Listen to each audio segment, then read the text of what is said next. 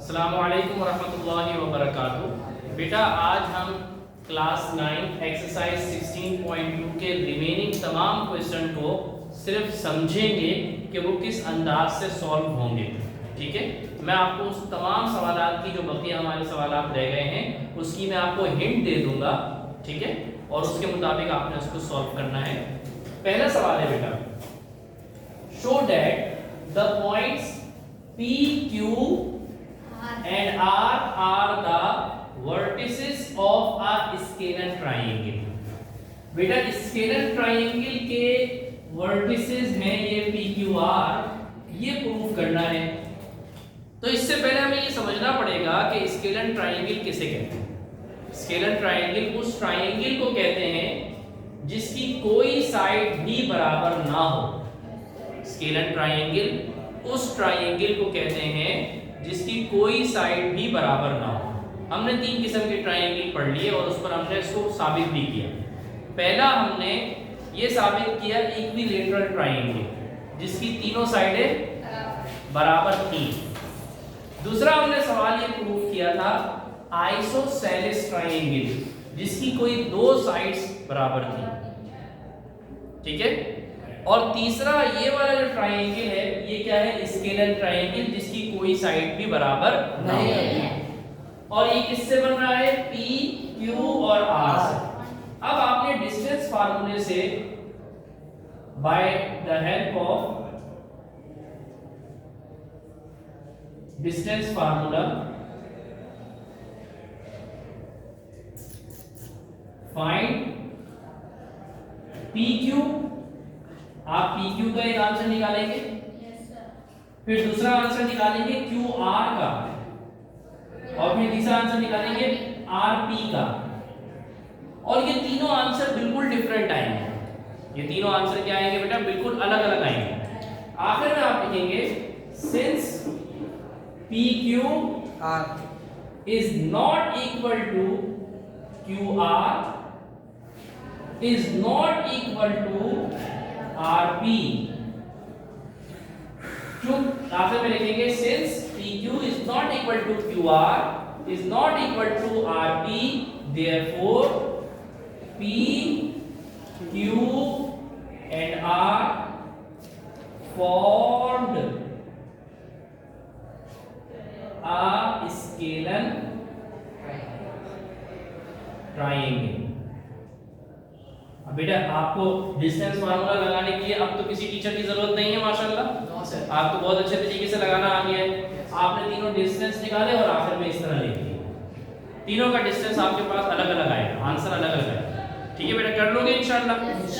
अगला सवाल देखते हैं, शो दैट प्रूफ करो कि the points A, B, C and D, ये जो चारों पॉइंट्स हैं are vertices of a square, ये स्क्वायर के वर्टिसेस हैं।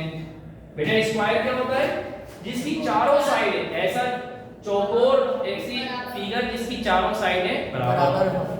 आपको ए का आंसर ए दिया हुआ है, पॉइंट बी दिया हुआ है, पॉइंट सी दिया हुआ है, पॉइंट डी दिया हुआ है। अब आप क्या करेंगे, by the help of distance formula, by the help of distance formula आप सबसे पहले ए बी का डिस्टेंस मालूम करेंगे, फिर बी सी का डिस्टेंस मालूम करेंगे, फिर सी डी का डिस्टेंस मालूम करेंगे, फिर डी ए का डिस्टेंस मालूम करेंगे। ये चारों डिस्टेंस बराबर आने चाहिए क्योंकि स्क्वायर है, स्क्वायर को प्रूफ करना है। अगर ये चारों डिस्टेंस बराबर आ गए तो हम लिखेंगे सिंस ए बी का डिस्टेंस बराबर है बी सी के डिस्टेंस के, बराबर है सी डी के डिस्टेंस के, बराबर है डी ए के डिस्टेंस के, therefore A B C and D are, जो सवाल में लिखा हुआ है ना, are vertices of a square, are vertices of a square. बेटा समझ में आया? डिस्टेंस फार्मूला निकालना तो मुश्किल नहीं है ना, डिस्टेंस फार्मूले से डिस्टेंस निकालना तो आपके लिए कोई मुश्किल नहीं है ना बेटा। हाँ बेटा उजैर, कोई मुश्किल तो नहीं है ना? अब देखिए बेटा तीसरा सवाल, नवा सवाल और इस क्लास का तीसरा सवाल। एक्सप्लेन, बयान करो, why the points A, B, C and D are vertices of square। वही सवाल है ना बिल्कुल, सिर्फ छोड़ ऊपर की वर्डिंग चेंज है। तो भाई हम AB निकालेंगे, पहले AB का डिस्टेंस निकालेंगे, BC का निकालेंगे, CD का निकालेंगे, DA का निकालेंगे और फिर आखिर में लिखेंगे सिंस AB बराबर है BC के, बराबर है CD के, बराबर है DA के, therefore that's why, इसलिए the points, सवाल से ही जवाब बना देंगे आखिर में, the points A, B, C and D are vertices of square। ठीक है बेटा, कोई मुश्किल तो नहीं है। नेक्स्ट क्वेश्चन है बेटा, शो दैट, ये प्रूव करो कि पॉइंट्स ए, बी, सी और D are the vertices of rectangle. Show that the points A, B, C and D are the vertices of rectangle. अब रेक्टेंगल क्या होता है? जैसे ही आपका बोर्ड है बेटा, ये भी रेक्टेंगल है, जैसे ये दीवार है ये भी एक रेक्टेंगल है। ठीक है, रेक्टेंगल में क्या होता है, आमने सामने की साइडें बराबर होती हैं। अगर मैं उसको ए कह दूं, ए, बी, सी पॉइंट और डी पॉइंट, तो बेटा ए और बी बराबर होगा सी और डी के। ए बी का डिस्टेंस सी और डी के डिस्टेंस के बराबर होगा। भाई ये वाली साइड, नीचे वाली साइड, ऊपर वाली साइड के बराबर है, और ये साइड वाली साइड उस वाली साइड के बराबर है। तो अब हम डिस्टेंस चारों निकालेंगे। पहले क्या निकालेंगे? ए बी, फिर क्या निकालेंगे? C D. हाँ डी सी भी बोल सकते हैं, सी डी। असल में हम पहले दो बराबर वाली निकाल लेते हैं, वैसे तो निकाल आप सारे सकते हैं एक साथ, लेकिन पहले ए बी और ए डी को किसके बराबर दिखाना है? सी डी के बराबर दिखाना है ना। तो पहले ए बी निकाल लो और फिर क्या निकालो? सी डी निकाल लो, और इन दोनों के आंसर क्या आने चाहिए? सेम आने चाहिए, क्योंकि रेक्टेंगल है। इसी तरीके से फिर क्या निकालोगे? ए डी और बी सी।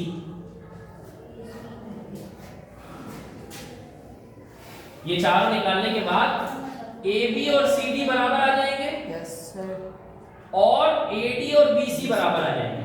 फिर आप लिखोगे आखिर में सिंस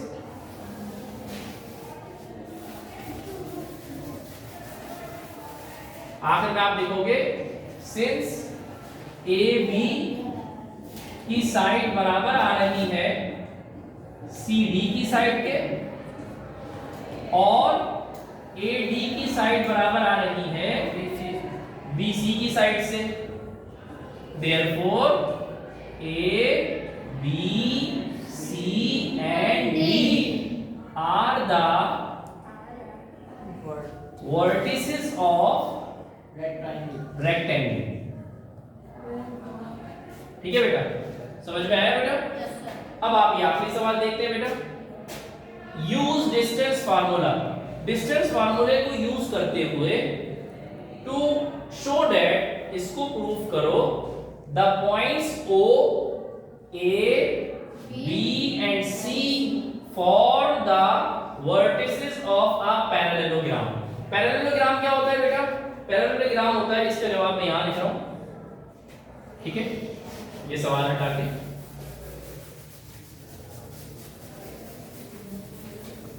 ये क्वेश्चन नंबर 9 का आपको लिखना है, 11 का मैं यहाँ कर।